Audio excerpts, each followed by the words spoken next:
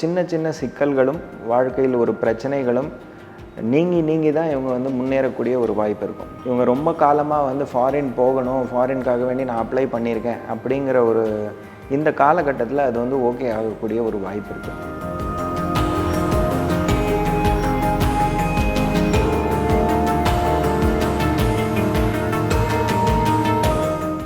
Welcome to PYK yoga and astrology. நான் ரமணன் பேசுகிறேன், astrologer. இப்போ தக்ஷிணாயன புண்ணிய காலத்தை பற்றி நம்ம பேச போகிறோம். தக்ஷிணாயன புண்ணிய காலத்தில் இப்போ முதல் மாதமாக ஆடி மாதத்தினுடைய பலனை பார்ப்போம். முதல்ல தக்ஷிணாயன புண்ணிய காலம்னா என்னது?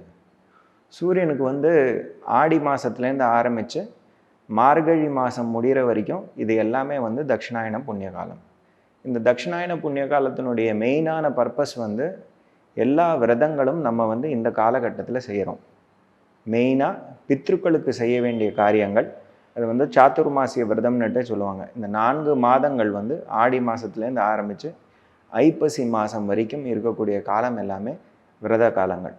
அப்போ வரக்கூடிய பண்டிகைகள் எல்லாமே விநாயகர் சதுர்த்தி தவிர மீதி எல்லா பண்டிகைகளுமே விரதம் சார்ந்ததாகவே இருக்கும். இந்த விரதத்தை இருப்பதனால் நமக்கு இருக்கக்கூடிய பித்ருதோஷங்கள், நமக்கு இருக்கக்கூடிய கர்ம தோஷங்கள் எல்லாமே நீங்கி நம்மளை ஒரு பாசிட்டிவான இதுக்கு எனர்ஜிக்கு கொண்டு நம்மளை முன்னோக்கி கொண்டு போகக்கூடிய ஒரு காலமாக இந்த தக்ஷிணாயன புண்ணிய கால விரதங்கள் நம்மளை கொண்டு போகும். அதுக்காக வேண்டிய இந்த தக்ஷிணாயன புண்ணிய காலம் ரொம்ப இம்பார்ட்டண்ட்டான ஒரு விஷயம். இப்போ ஆடி மாதத்தினுடைய பலனை நம்ம பார்ப்போம். வணக்கம். இப்போ நம்ம ரிஷபராசி அன்பர்களுடைய ஆடி மாத பலனை பார்ப்போம்.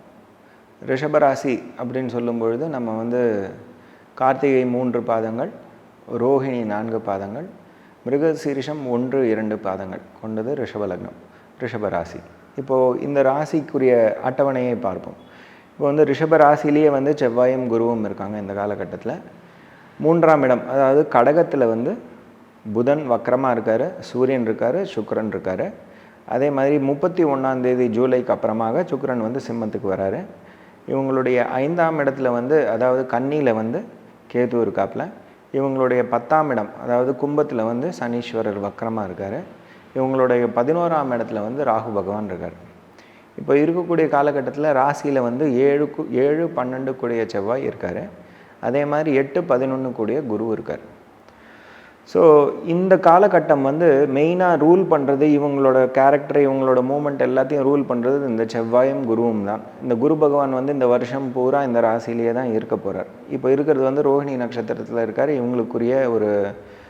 இவங்க ராசியில் உச்சமாகக்கூடிய கிரகமான சந்திரனுடைய ஸ்டாரில் போய் குரு உட்காந்துருக்காருங்கிறதுனால ஒரு பாசிட்டிவான விஷயம்.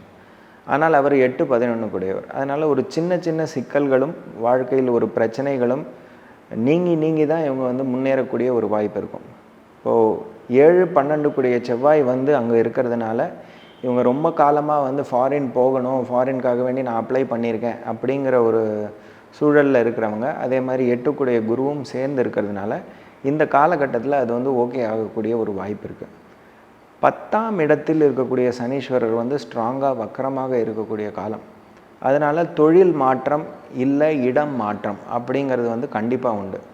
இது எப்போ நடக்கும் அப்படின்னாக்கா ஜூலை 31க்கு அப்புறமா நடக்கிறதுக்குரிய வாய்ப்பு நல்லாவே இருக்குது. ஏன்னாக்கா அப்போ சுக்கிரன் கரெக்டாக சிம்மத்துக்கு வந்துடுவார். அப்போ வரும்போது 2 பேரும் நேர்மாறாக எதிராக பார்த்து கொள்ளும் பொழுது இந்த விஷயங்கள் 100% நடக்கிறதுக்குரிய வாய்ப்பு நல்லாயிருக்கு. இப்போ இருக்கக்கூடிய காலகட்டத்தில் 5 கூடிய புத்திகாரகனான புதன் 3ஆம் இடம் மனோகாரகன ஸ்தானத்தில் போய் உட்காந்துருக்கார். அங்கே சூரிய பகவானும் சேர்ந்து உட்காந்துருக்கார். அதனால் நிறைய மனக்குழப்பங்கள் இருக்குது. இந்த மனக்குழப்பங்கள் நீங்கிறதுக்கு நீங்கள் நிறைய ஜபங்கள் பண்ணுவது, விஷ்ணு சஹஸ்ரநாமம் சொல்லுவது, இல்லை நாராயணனுடைய க்ஷேத்திரங்களுக்கு போய் தரிசனம் பண்ணி வருவது, அதுவும் புதன்கிழமையாக பார்த்து போய் பண்ணி வருவது உங்களுக்கு நல்லது. அதே மாதிரி இந்த குரு செவ்வாய் சேர்க்கையினால் நமக்கு பாதிப்பு இருக்குது அப்படின்னு நினைக்கிறவங்க நீங்கள் நல்ல சுப்பிரமணிய சுவாமியை போய் வணங்குவது, இல்லை முருகருடைய க்ஷேத்திரத்துக்கு போய் நீங்கள் வணங்குவது, அதுவும் செவ்வாய்க்கிழமையாக போயிட்டு வணங்கிட்டு வருவது உங்களுக்கு நல்ல ஒரு நிவர்த்தியை கொடுக்கும். ஜூலை 31க்கு அப்புறமாக உங்கள் லைஃப் பார்ட்னர்கிட்டேருந்தோ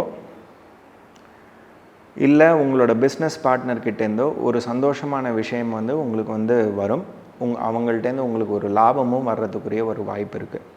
உங்களுக்கு 5ஆம் இடத்துல வந்து கேது இருக்கிறதுனால தொடர்ச்சியாக உங்கள் குழந்தைகளை சார்ந்து ஒரு கவலை உங்கள் மனசில் இருக்கு.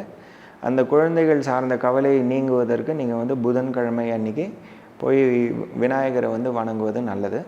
ஒரு நெய் விளக்கு ஏற்றிட்டு அவங்க பேரில் வந்து அர்ச்சனை பண்ணிட்டு வர்றது வந்து உங்களுக்கு நல்லது. இதை நீங்கள் தொடர்ச்சியாக செஞ்சுட்டு வந்தீங்கன்னாக்கா நல்ல நிவர்த்தி கிடைக்கும்.